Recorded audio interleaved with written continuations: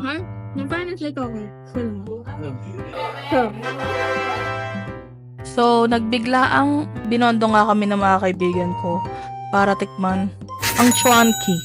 Lagi kasi namin ito nakikita sa TikTok, so might as well ma-try na rin namin. Lalo na ngayon, late naman na, tapos konti lang naman din yung pila, 15 minutes lang kami pumila. At dito makikita natin na ang dish to order nila ay bull's testicles. Ano bang bestseller dito? Oyster din. Orderin lahat, ma'am.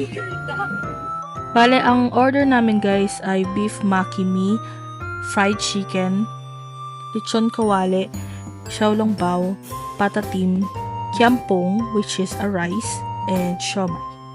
Nakapila pa lang kami, kinuha na nila yung order, so ito, mabilis na dumating siya once na nakaupo na kami.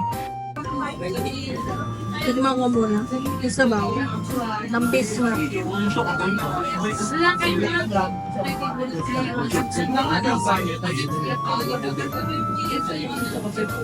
Ang black.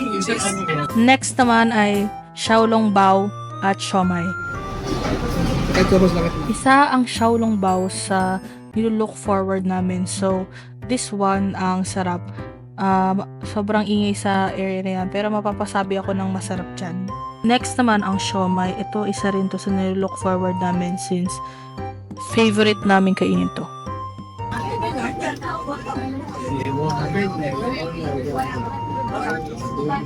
Nalasahan mo yung shrimp. Pwede ba?